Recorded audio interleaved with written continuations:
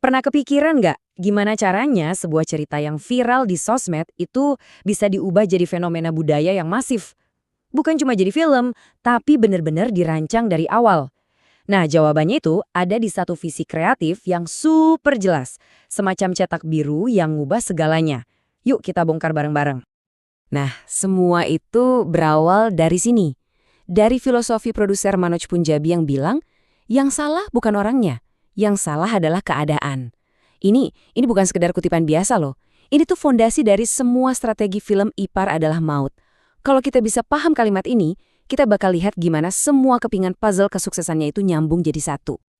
Jadi gini, waktu banyak orang cuma ngelihat ini sebagai skandal perselingkuhan biasa, ya kan? Manoj Punjabi justru ngelihat sesuatu yang jauh lebih dalam. Dia itu nyari potret kerapuhan manusia, sesuatu yang kita semua bisa relate tentang gimana rasanya kejepit sama situasi yang benar-benar sulit.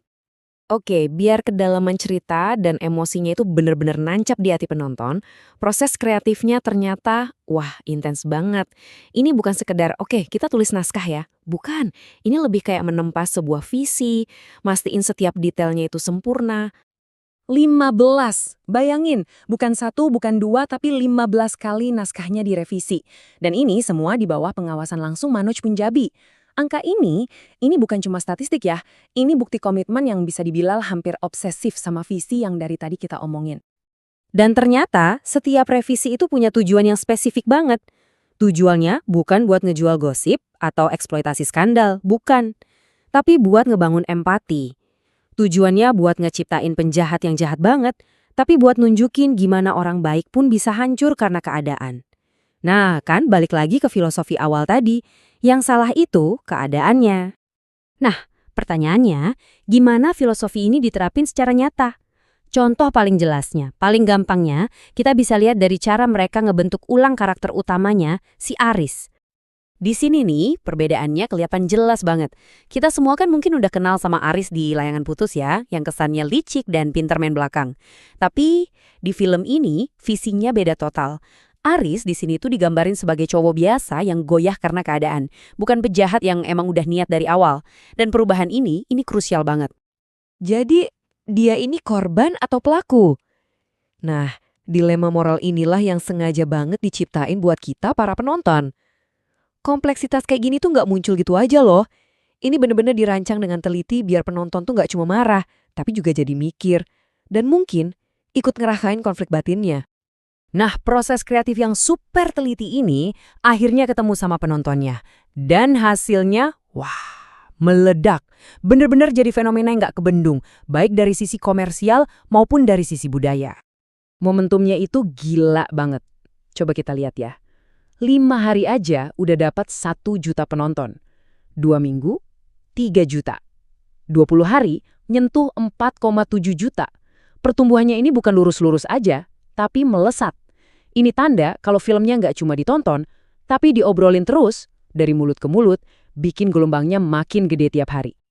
Biar kebayang, angka 4,77 juta penonton itu bukan angka sembarangan. Angka ini ngebuat Ipar Adalah Maut masuk ke liga yang sama, bahkan ngelewatin film-film super ikonik kayak Laskar Pelangi dan Habibie and Ainun. Ini pencapaian yang benar-benar bersejarah buat sinema kita. Tapi ternyata kesuksesannya nggak berhenti di box office aja loh. Ada fenomena lain yang lahir, sesuatu yang sama sekali nggak direncanain sama tim marketingnya. Ini murni datang dari kreativitas penontonnya sendiri. Kalian pasti lihat kan? Dari yang lucu-lucuan kayak Ipar Adalah Maut, sampai yang serius kayak Gaji Telat Adalah Maut, atau bahkan buat kampanye keselamatan, Ngebut Adalah Maut. Frasa Adalah Maut ini tiba-tiba jadi milik semua orang. Dan ini terjadi tanpa ada iklan atau campaign apapun. Bukti kalau konsep filmnya benar-benar nyerap ke obrolan kita sehari-hari. Dan kesuksesan ini nggak cuma di bioskop Indonesia aja. Ternyata visi yang sama itu juga berhasil nembus batas negara dan nemuin penonton internasional yang jumlahnya, wow, masif banget lewat platform online. Waktu masuk Netflix Indonesia, film ini nggak pakai lama. Hari pertama rilis langsung nangkring di posisi nomor 1. Dan bukan cuma mampir sehari 2 hari ya, tapi bertahan di puncak itu selama lebih dari sebulan penuh. Gila kan? Sekarang kita ngomongin skala globalnya. Coba bayangin, Cuma dalam seminggu pertama aja, film ini ditonton 1,5 juta kali di seluruh dunia. Buat film berbahasa Indonesia, ini angka yang luar biasa banget. Jangkauannya itu loh. Dan ini dia puncaknya. Film ini berhasil masuk daftar top 10 global buat film non-bahasa Inggris. Ini tuh bukti paling kuat kalau cerita tentang kerapuhan manusia, tentang gimana rasanya kejepit situasi, itu tema yang universal. Semua orang dimanapun bisa ngerasain, nggak peduli bahasanya apa, budayanya apa. Jadi, kalau kita tarik mundur lagi ya, dari cuma sebuah postingan di media sosial sampai jadi obrolan di tingkat global, benang merahnya itu cuma satu. Adanya sebuah visi dan kepemimpinan kreatif yang kuat, konsisten, dan berani. Dan kutipan penutup dari Manuj Penjabi ini benar-benar ngerangkum semuanya. Katanya, film besar lahir dari cerita besar. Dan cerita besar lahir dari keberanian untuk melihat manusia apa adanya. Ini jadi pelajaran buat kita semua kan? Kalau mau bikin cerita yang bermakna, kuncinya itu bukan sensasi, tapi keberanian buat ngeliat dan ngertiin manusia seutuhnya. Pada akhirnya, kisah sukses Ipar Adalah Maut ini ninggalin kita sama satu pertanyaan penting. Apa sih bedanya produser yang cuma ngasih dana buat film sama seorang pencerita sejati yang benar-benar ngebangun jiwa dari cerita itu? Nah, ini pertanyaan yang menarik buat kita renungin, tentang gimana kekuatan visi bisa mengubah sebuah cerita jadi warisan.